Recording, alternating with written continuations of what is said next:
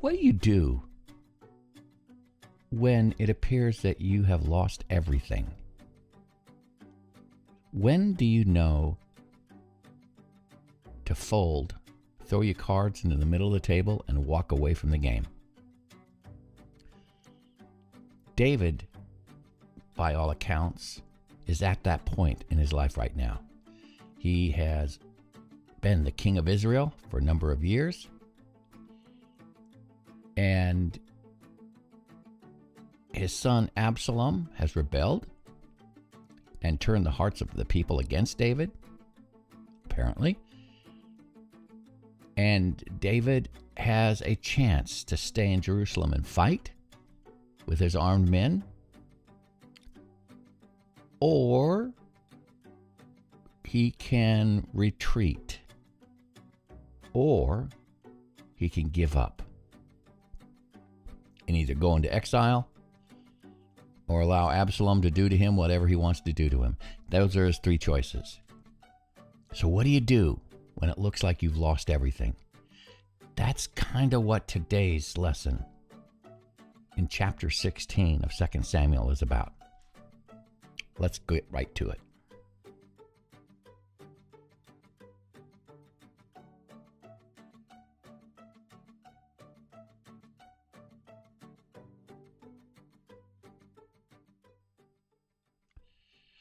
Greetings and salutations. Welcome to another episode of Coffee, the Bible, and Paige. I am Paige, your caffeine-imbued host. Here's my caffeine. In the beginning, coffee, and lo, it was very good. I don't know about you, but could you hear the angels singing? Good. Coffee is good. Today we are in chapter 16 of 2 Samuel, and we pick up the story. David is leaving Jerusalem. Absalom is coming. It's settled pretty much for the time being. Absalom is going to be king. He has managed to overthrow David, and David is leaving town. Now, this part always puzzled me because David was a very cagey warrior, capable general, perhaps Saul's best general. And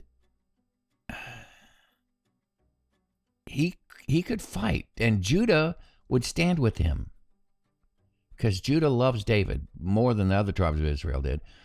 And I think he would stand a chance against an inexperienced leader like Absalom on the battlefield.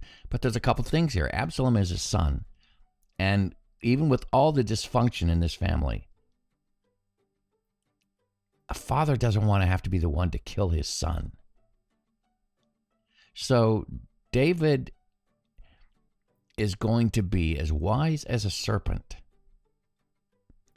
and he is going to find another way to do what God has called him to do. And I think that's probably the main lesson that I'm going to be getting out of today's chapter, is that sometimes when it looks like the whole world is arrayed against you, what do you do? Do you fold and walk away from the table? Or do you find another way to win?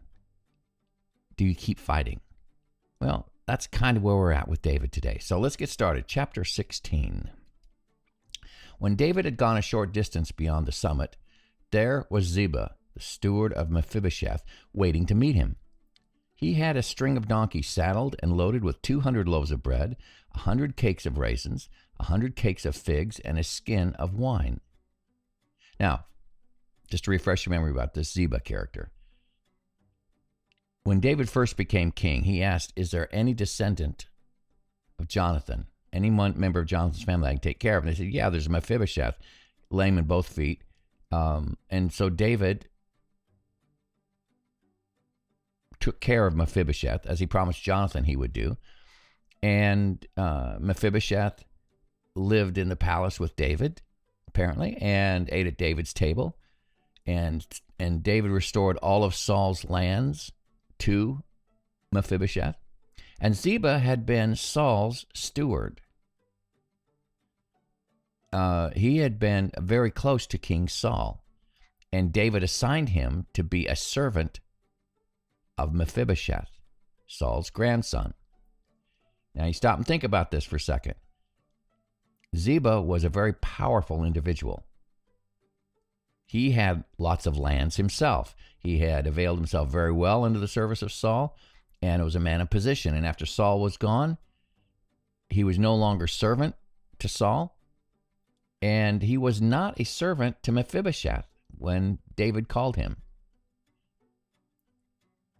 I can't help but think that there was a little bit of bitterness in Ziba, where he had to be a servant again, because he had become very wealthy and pretty powerful after Saul. So this Ziba is the one who meets David. He's got a whole string of donkeys with all this food for all of David's entourage. And David asks him, "Where is your master's grandson? Where's Mephibosheth?" Ziba said to him, "He is staying in Jerusalem because he thinks today the Israelites will restore to me my grandfather's kingdom." This is Ziba showing his bitterness towards Mephibosheth. The king said to Ziba, apparently he believed him at this moment. There'll be more on this later. The king said to Ziba, "All that belonged to Mephibosheth is now yours." Now, while David appears to believe Ziba's tale of Mephibosheth's treachery, he'll change his ruling after Mephibosheth presents his side. David is suspicious of Ziba, as well he should be. At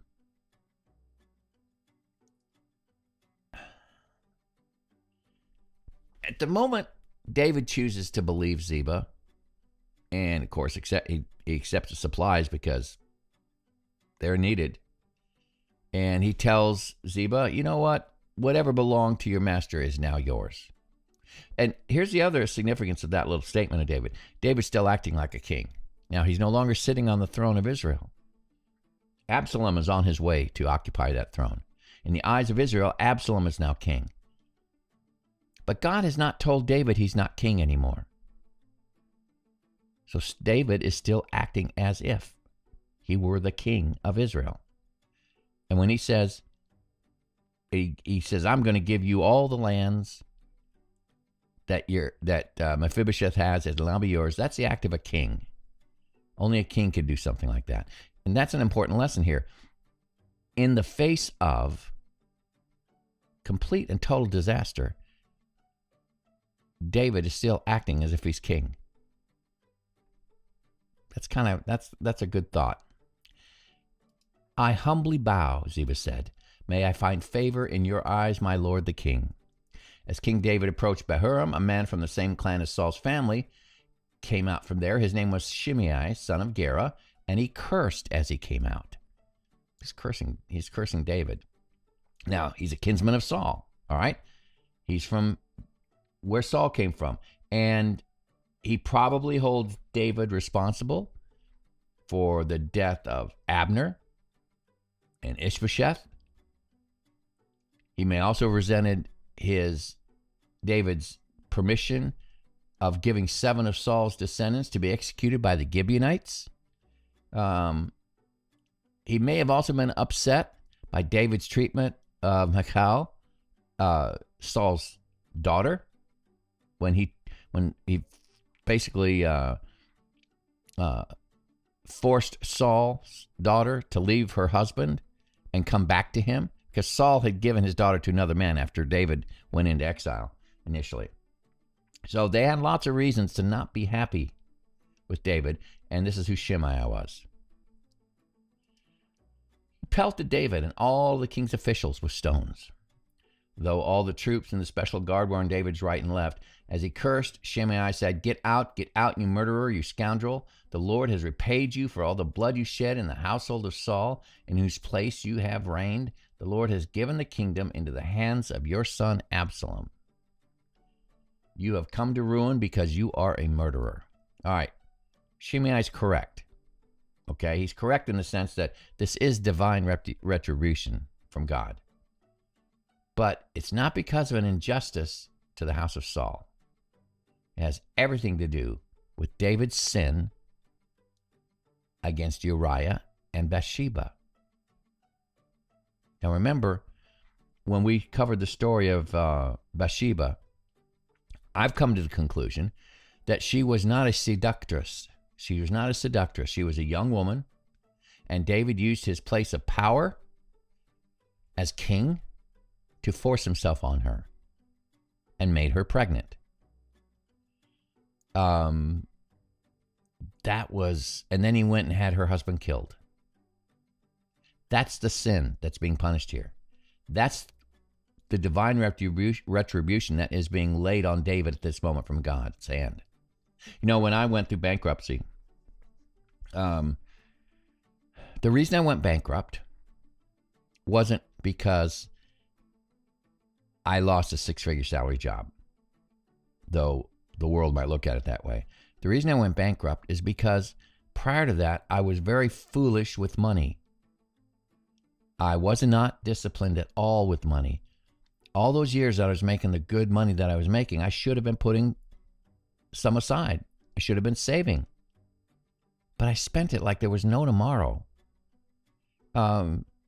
It was foolishness on my part.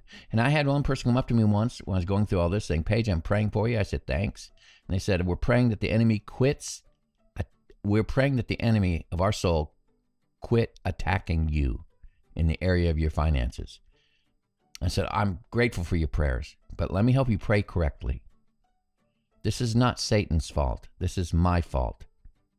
I was foolish with money. God is dealing with that area in my life. Pray that I learn a righteous attitude towards money. And I recognize the fact that what I was going through was God's disciplining of me. What David's going through here is God is disciplining David. I lost everything. David's losing everything. I kind of identify with him. Granted, now, nobody else became king in my place, but you get the picture, right? Then Abishai, son of Zeruiah, said to the king, why should this dead dog curse my lord the king? Let me go over and cut off his head. But the king said, what does this have to do with you, you sons of Zeruiah? Now, if he's cursing because the Lord said to him, curse David, who can ask, why do you do this? David then said to Abishai and his friends and his officials, my son, my own flesh and blood is trying to kill me. How much more then this Benjamite? Leave him alone. Let him curse, because the Lord has told him to. It may be the Lord will look upon my misery and restore to me his covenant blessing instead of his curse today. Now, David refuses to silence Shimei for several reasons. David recognizes, first of all, that God's hand is in even this thing that's happening to him.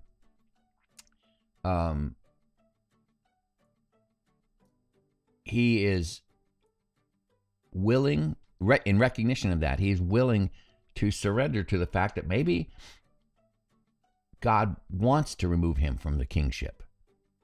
And God will reveal that. But he's submitting himself to God's judgment and accepting his current circumstances as part of that. So, in other words, he's just saying, this guy, Shimei, he's speaking truth here. There's truth in what he says. Now, the reason behind why David's being removed isn't the reason that Shimei gave, but he is being judged. He is being divinely censured, divinely disciplined. So he says, leave him alone. There's truth in what he says. So David and his men continued along the road while Shimei was going along this hillside opposite him, cursing as he went and throwing stones and showering him with dirt. The king and all the people with him arrived at their destination, exhausted. And there he refreshed himself. Meanwhile, Absalom and all the men of Israel came to Jerusalem, and Ahithophel was with him. Now remember, Ahithophel has turned his back on David. Ahithophel was the grandfather of Bathsheba. There's plenty of room for bitterness here, and we're going to get into that here in a second. I found an article that dealt with that. Then Hushai, the Archite, David's confidant, remember David told him, go back and promise to serve Absalom like you served me, went to Absalom and said to him, long live the king, long live the king. Absalom said to Hushai, so this is the love you show your friend? If he's your friend, why didn't you go with him? Hushai said to Absalom, no. Now, think about this next statement he's about to make. He's not telling a lie here. No, the one chosen by the Lord, by these people and by all the men of Israel, this, his I will be, and I will remain with him. Furthermore, who should I serve? Should I not serve the son, just as I served your father? So I will serve you. Man, if this isn't a masterclass in ambiguity. Why didn't you go to him? Absalom says, oh, look, I belong to the one chosen by the Lord. Now, Absalom thinks he's referring to him, but he's not. He's really still referring to David. I'm going to serve the one chosen by the Lord, and I'll remain with him forever. But Absalom isn't as sly as to pick up on that. So he's a Davidic loyalist, right? He speaks to Absalom in words that are an exercise in studied ambiguity. I just love that phrase. A lesson in studied ambiguity. If Absalom understands Hushai's long live the king as a reference to himself, it's a virtual certainty that in his own mind, Hushai was referring to David.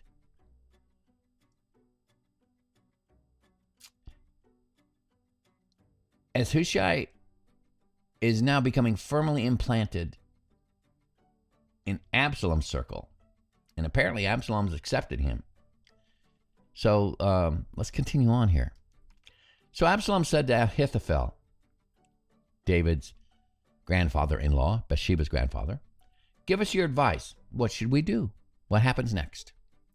Ahithophel answered, sleep with your father's concubines, whom he left to take care of the palace. Then all Israel will hear that you made yourself obnoxious to your father, and the hands of everyone with you will be more resolute.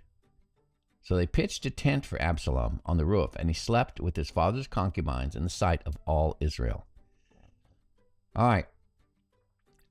To remove any thought among Absalom's followers of any kind of reconciliation between David and Absalom, Ahithophel, David's wife's grandfather, tells Absalom to lie with David's concubines. Now this would not only be an affront to David, but an affront to the Lord as well. And this is another way in the eyes of Israel to show that the throne of David is now the throne of Absalom. But this behavior is detestable to God.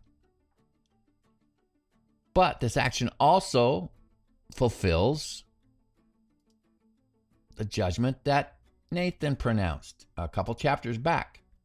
He told David, in referring to David and Bathsheba, you did it in secret, but I will do this thing in broad daylight before all Israel. Your conquest of Bathsheba, you did in secret. That's what he's telling him. But I will do this thing. What thing? The same thing. I'm going to take your wives, which concubines are like second-tier wives. So I'm going to take your wives, and they are going to be taken by another man, forcefully. Absalom forced his way on these women. You force yourself on Bathsheba, and Absalom is going to force himself on these second-tier wives of yours. Now, in those days, The advice Ahithophel gave was like that of one who inquires of God. That was how both David and Absalom regarded all of Ahithophel's advice. Now, Ahithophel, quite the guy. Apparently, he had gained David's trust while harboring all this resentment and anger over what David had done to his granddaughter. And it doesn't look like he ever got over what David did to Bathsheba. In essence, David raped Bathsheba. He forced himself on her. At least that's my conclusion when I read the story of David and Bathsheba. And the fact that Nathan the prophet places no blame at her feet whatsoever. And prophets of God, they'll call out women. They don't have a problem with that. But Bathsheba was not called out at all in this. Which leads me to believe that this is primarily the act of a powerful man forcing his will and his way on a woman who in that society had very little power in and of herself. He was the king. So I came across this article, and it was, let's look at it here, from the website of www.lifeatcrossroads.org, and it's talking about this coup, Absalom's coup. I'm just going to read it to you and let you follow along. This coup attempt for David's throne is compounded by the defection of Ahithophel. Now, Ahithophel was the most esteemed advisor that David had. We just read where he's described 2 Samuel 16. Every word Ahithophel spoke seemed as wise as though it had come directly from the mouth of God. Why would David's most trusted advisor leave him for Absalom? Well, Ahithophel had been David's right-hand man for years. This just does not seem to make sense. In fact, Ahithophel appears to be more than a casual conspirator because he personally wants to kill David. In the next passage says, and we'll talk about that in the next chapter, Ahithophel urged Absalom, let me choose 12,000 men to start out after David tonight. I'll catch up with them while he's weary and discouraged. He and his troops will panic and everyone will run away. Then I will kill only the king, and I'll bring all the people back to you as a bride returns to her husband. What's going on? What is driving Ahithophel to pursue this desperate course of action? And we don't know much about Ahithophel, but we do find a major clue in chapter 23 of 2 Samuel. There we learn that he had a son named Eliam, or Eliam. Again, me with Jewish names, please forgive me. This observation is very significant. Ahithophel is the grandfather of Bathsheba, the point that I've been making. The daughter of his son had a tragic end to her marriage because of David. Uriah, Bathsheba's husband, was killed through the conniving plan of David in his desperate attempt to hide the fact that he was the father of the child that Bathsheba was carrying. When David had learned that the woman he wanted was married and the granddaughter of Ahithophel, his most trusted advisor, he should have come to his senses and abandoned his plans for taking advantage of her. Instead, he forces himself upon her in spite of this information. His decision to sin in this way had a tragic consequence for him and many others. In his arrogance, even though he had to know that her grandfather would find out what happened.